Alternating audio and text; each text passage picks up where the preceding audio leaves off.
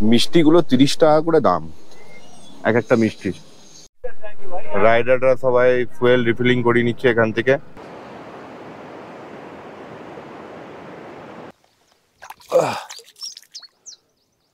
খুব ঠান্ডা নেই।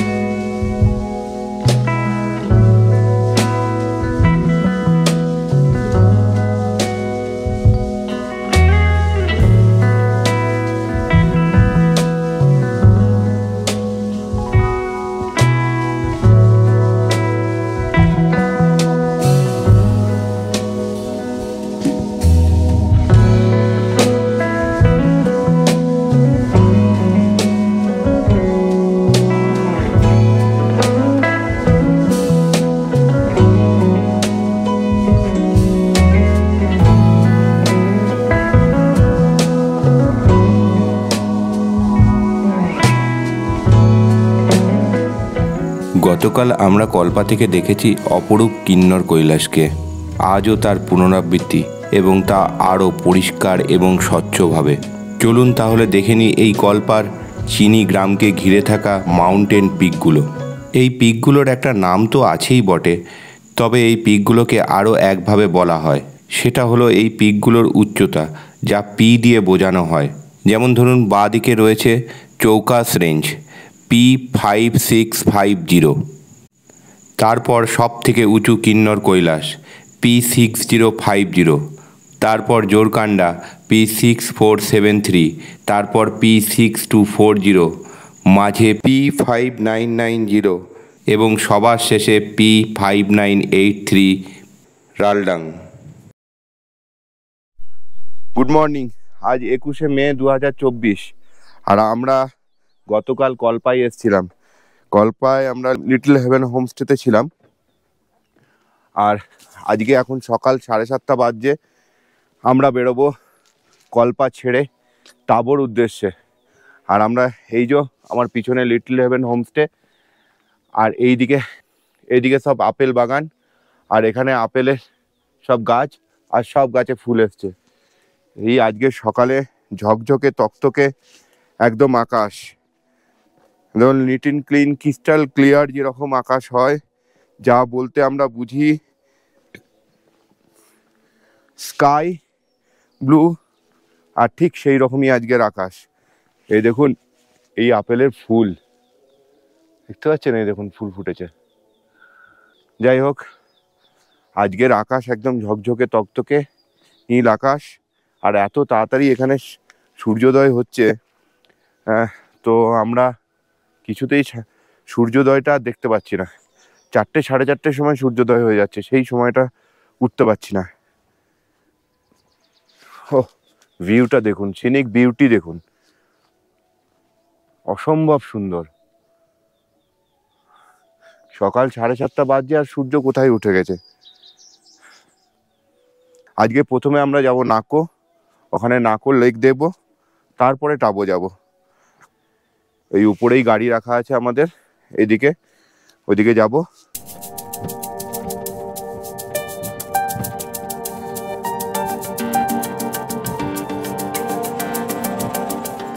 শেষবারের মতো কিন্নর কৈলাসকে বিদায় জানিয়ে কল্পা ছেড়ে আমরা চললাম টাবোর উদ্দেশ্যে। আর এই যাবার পথে যা যা জায়গা আমরা দেখবো সব আপনাদের দেখাবো, সঙ্গে থাকুন।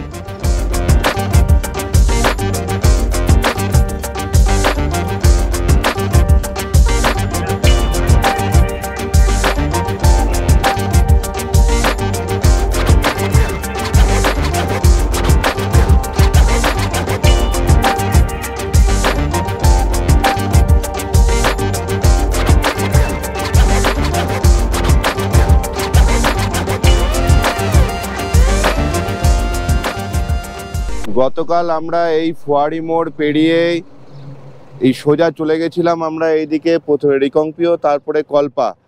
আজকে আবার আমরা এখানে এসছি, এই ফুয়ারি মোড় থেকেই আমরা বাঁ দিকে যাব টাবোর উদ্দেশ্যে। আর কারো যদি টাকা তোলার থাকে তাহলে কিন্তু এই কল্পা থেকেই টাকা তুলে নেবেন, কারণ এরপরে আজা পর্যন্ত কোনো এটিএম পাবেন না, তো টাকা পয়সা এখানেই তুলে নিন। আমরা পুয়ারি মোড় পার করার পর আমাদের সঙ্গ নিল সতলুজ বা শতদ্রু নদী। আবার আমরা NH5-এর রাস্তা ধরলাম, আর এর সাথে সাথেই ল্যান্ডস্কেপ একবারে বদলাতে শুরু করলো। গ্রিনারি ছেড়ে আমরা আবার রুক্ষ পাহাড়ে প্রবেশ করলাম। আমরা এখন কায়রো ব্রিজ ক্রস করছি। 2005 সালে 8ই সেপ্টেম্বর যখন এই ব্রিজের কাজ সম্পন্ন হলো, তখন কিছু আধিকারিক এই ব্রিজের ইন্সপেকশন করতে আসেন। ঠিক সেই সময় জলের স্তর হঠাৎ করেই 15 থেকে 20 মিটার পর্যন্ত বেড়ে যায় এবং সম্পূর্ণ ব্রিজ ধ্বংস হয়ে যায়। আধিকারিক সমেত 42 জন ভারতীয় সেনার মৃত্যু হয়। সেই থেকে এই ব্রিজের নামকরণ করা হয় শহীদ সেতু। পোয়ারি মোড় থেকে 22 কিলোমিটার পার করে আমরা এখন চলে এসেছি আকপা ব্রিজে। এখন আমরা আকপা ব্রিজ পার করছি, বেশ লম্বা ব্রিজ।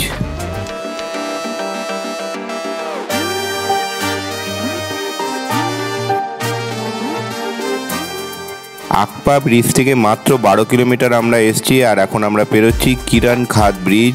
এটাও বেশ লম্বা ব্রিজ।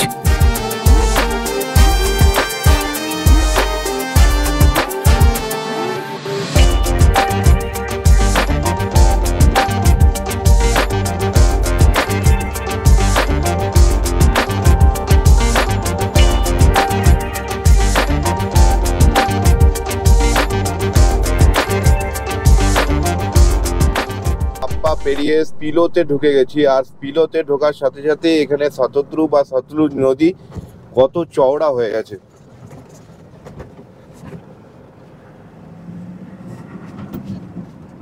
এইদিকে নদী, শতদ্রু নদী এখানে অনেক চওড়া হয়ে গেছে।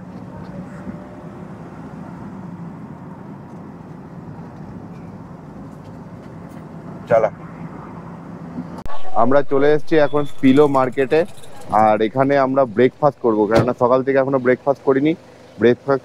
ব্রেকফাস্ট করে তারপরে আবার এগোবো। আমরা স্পিলোতে এসেছি ব্রেকফাস্ট করার জন্য, আর এখানে ম্যাগি, পরাঠা, তারপরে আপনার ব্রেড, এগুলো সবই পাওয়া যায়। তো আমরা সেগুলো অর্ডার করেছি, কিন্তু একটা জিনিস যেটা দেখাই, এই দেখুন জিলেপি, আর এখানে এই রকম মিষ্টি, এইটা মনে হচ্ছে রসগোল্লা টাইপের, এটা লাড্ডু। এইটা কি ধরনের দেখবো, একটা টেস্ট করে দেখতে হবে। এটা কালাকান টাইপের লাগছে, আর এইটাও বুঝতে পারছি না, কিন্তু এটা সোনপাপড়ি। তো কোনটা ছানার মিষ্টি আর কোনটা নয় সেটা টেস্ট করে আপনাদেরকে বলছি। এই ধাবাতে অনেকগুলো একটা পোস্টার টাইপের আছে, দেখাই আপনাদের। এই যে পোস্টার, এটা কিন্নর কৈলাস, নাকোলেক, কি মনেস্ট্রি, চন্দ্রতাল, চিটকুল, এটা চিচম ব্রিজ, এটা কল্পা, আর এই টেমসো লেক। এই লেকটার অ্যাড্রেসটাই আমরা খুঁজে পাচ্ছি না। যদি কারো জানা থাকে তাহলে অবশ্যই কমেন্টস করে জানাবেন। এখানে মিষ্টি ওয়েটে বিক্রি হয়।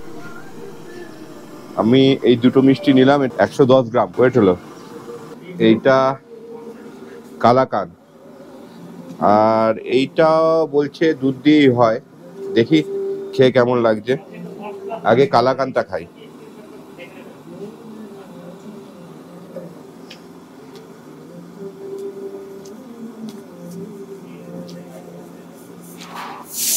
একটু শক্ত হয়ে গেছে, কালাকানে খুব মিষ্টিটা একটু কম থাকে, এক্ষেত্রে একটু বেশি আছে।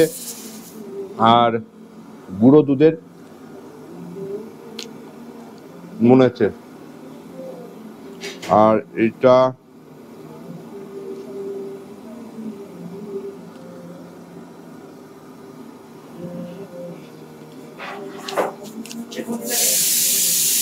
এটাতে তুলনামূলক কম মিষ্টি,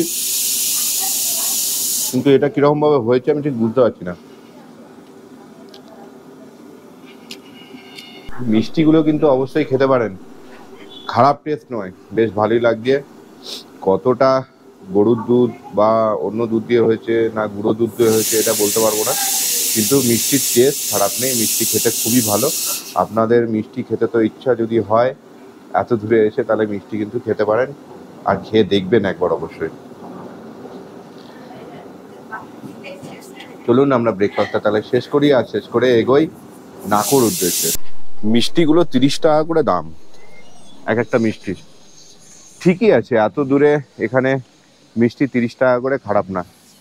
আমরা সবাই ব্রেকফাস্ট করলাম, তো খুবই রিজনেবল ব্রেকফাস্ট। আর যদি একবার পরোটা খেয়ে নিয়েছেন, তাহলে আপনার মোটামুটি দুপুরে কখন লাঞ্চ করছেন সেটা ভাইটাল ইস্যু নয়।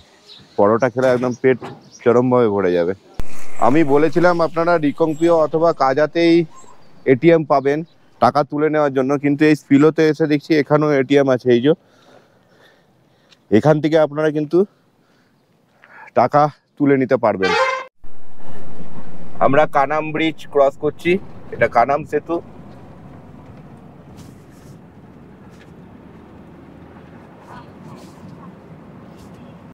ল্যান্ডস্কেপ দেখুন একদম চেঞ্জ হয়ে গেছে, পুরো রুক্ষ পাহাড়,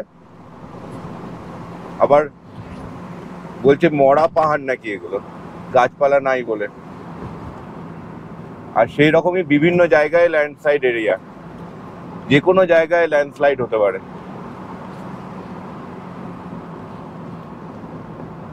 রাস্তার মধ্যে ছোট ছোট পাথর পড়ে রয়েছে, সব ডিনামাইট দিয়ে ফাটানো হয়েছে। এই পাহাড়গুলোকে দিয়ে রাস্তা করা হয়েছে, কিন্তু তার ফলে বিভিন্ন জায়গায় ল্যান্ডস্লাইডের প্রবণতা বেড়ে গেছে। স্পিলো পেরোনোর পর রাস্তা আরও ভয়ঙ্কর হয়ে গেল। জায়গায় জায়গায় রাস্তা চওড়ার কাজ চলছে, আর এই যে ল্যান্ডস্লাইডের জায়গাগুলোকে সব এরকম করে একটা ঢালাই দিয়ে আটকানোর চেষ্টা হচ্ছে। বিভিন্ন জায়গায় রাস্তা চওড়া করা এবং মেরামতির কাজ চলছে। ল্যান্ডস্লাইড এরিয়া বিভিন্ন জায়গায় দেখতে পাচ্ছি, তেমনি আবার কখনো মাথার উপর হ্যাঙ্গার ক্লিপস। তবে বিআরওকে স্যালুট করতে হয় এই রকম দুর্গম জায়গায় এত সুন্দর রাস্তা তৈরি করার জন্য।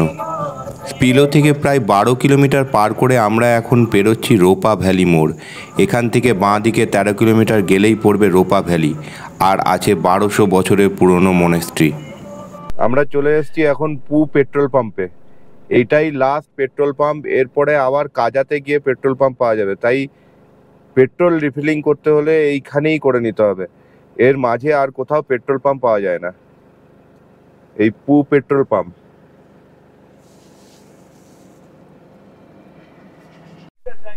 রাইডাররা সবাই ফুয়েল রিফিলিং করে নিচ্ছে এখান থেকে।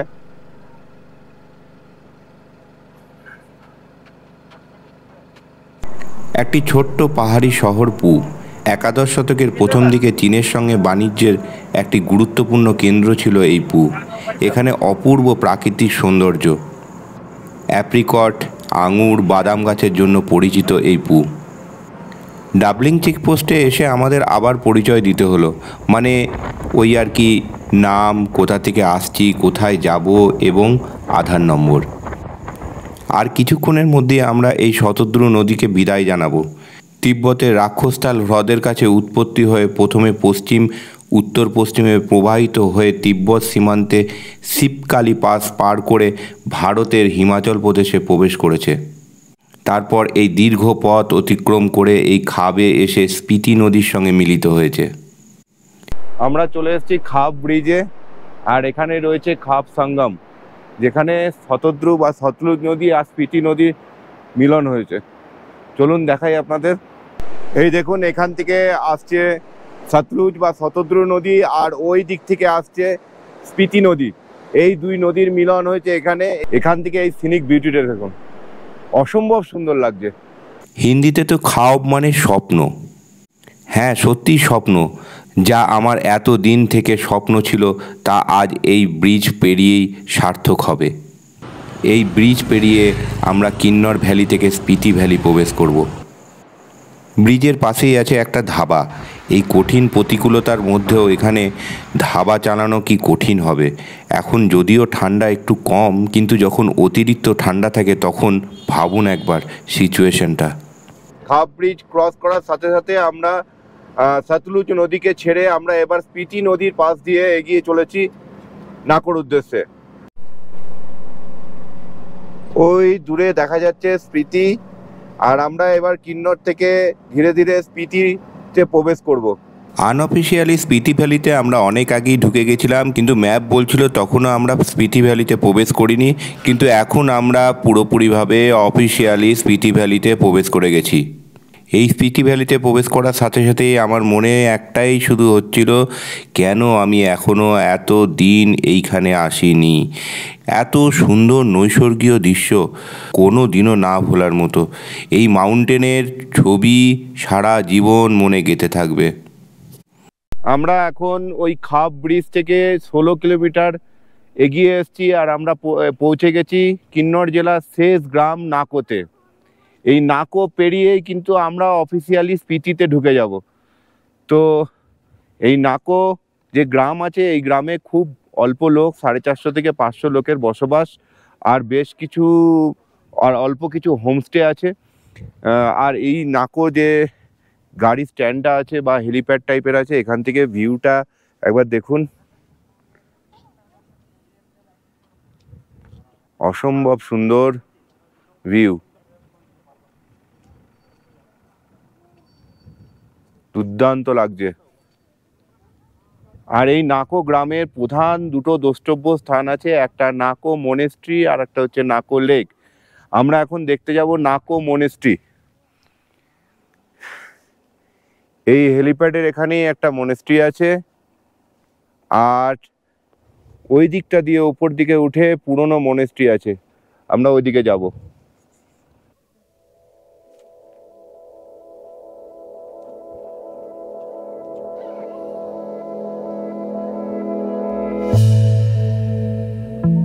এই নাকো গ্রামে সবুজের চিহ্ন মাত্র নেই বললেই চলে, একটুও গাছপালা দেখা যাচ্ছে না। কয়েকটা শুধু আসার সময় আমরা আপেল গাছ দেখলাম, আর কোথাও কোনো গাছ দেখতে পাওয়া যাচ্ছে না। পুরো একদম শুকনো খরা পাহাড় যাকে বলবে। আমাদের পিছন দিকেও দেখতে পাচ্ছ পুরো শুকনো খরা পাহাড়। এই যে এখানে লেখা রয়েছে ওল্ড মনেস্ট্রি নাকো। কনস্ট্রাকশনের কাজ চলছে।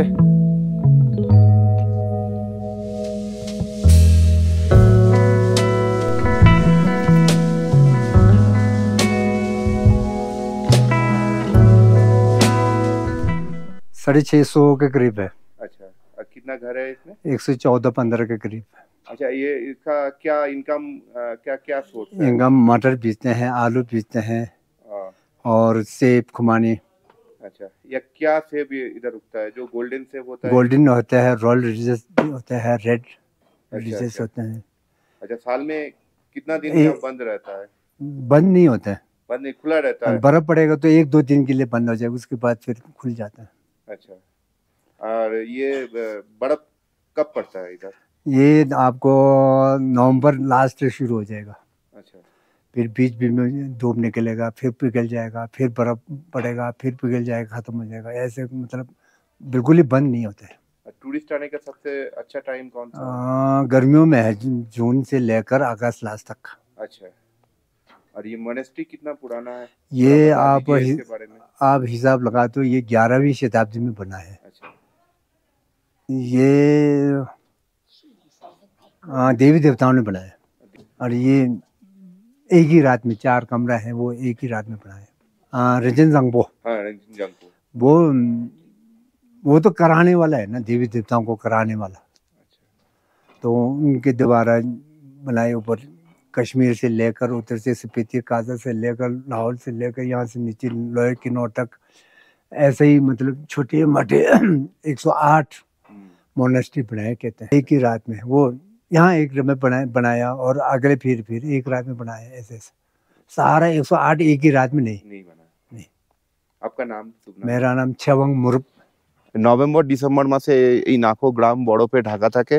এবার আমরা যাব নাকো লেকের উদ্দেশ্যে।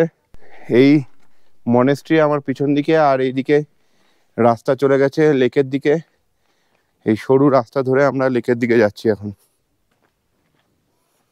একদম পাশাপাশি আছে, বেশি দূর নয়।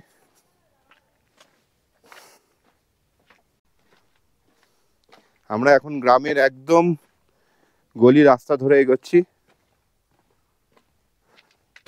সরু রাস্তা। এই ছোট্ট গ্রামের অলিগলি রাস্তায় আপনি যে কোনো সময় রাস্তা হারিয়ে ফেলতে পারেন। ঘরগুলো দরজা দেখো, হয়তো এখানে পশু জানোয়ার রাখা হয়, কিন্তু দরজাগুলো কত নিচে।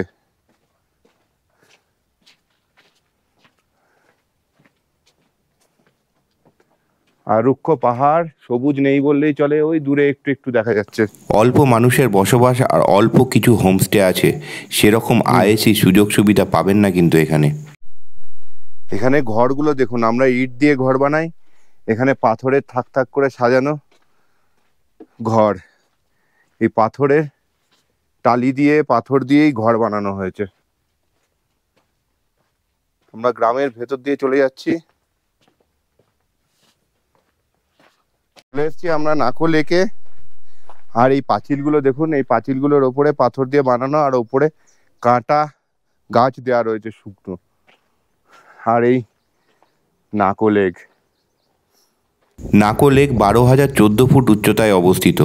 সিকিমের ছাঙ্গু লেক 12,313 ফুট উচ্চতায় অবস্থিত। ছাঙ্গু লেকের থেকেও 300 ফুট উচ্চতা বেশি। চলে এসছি আমরা নাকো লেকে। একটু নাকো লেকের জলটাকে হাত দিয়ে দেখবো ঠান্ডা কতটা। লেকটি 500 মিটার দীর্ঘ, 200 মিটার চওড়া এবং আনুমানিক 60 মিটার খুব গভীরতা। ঠান্ডা নেই, পরিষ্কার জল, ছোট ছোট গাছ আছে, এগুলো দেখা যাচ্ছে। শীতকালে এই লেক সম্পূর্ণরূপে জমে যায় আর এখানে আইস স্কেটিং করা হয়। বোটিং এর ব্যবস্থাও আছে, ওখানে বোট আছে। চলুন তাহলে আমরা কিছুক্ষণ এই লেকের ধারে একটু কাটাবো সময়, তারপরে আমরা যাব টাবোর উদ্দেশ্যে। আর এখানে কয়েকটা হোমস্টের ফোন নাম্বার আমি ডেসক্রিপশন বক্সে দিয়ে দেবো, আপনারা নিজেদের মতো যাচাই করে যোগাযোগ করে নেবেন। নভেম্বর ডিসেম্বর মাসে এই নাকো লেক পুরো বরফে জমে থাকে, জল একদম জমে যায়। এখানকার ঘরগুলো সব মাটি, পাথর আর কাঠ দিয়ে তৈরি দেখুন। তারপরে উপরে লেপে প্লেন করেছে, কিন্তু এই যে মাটি, পাথর আর কাঠ।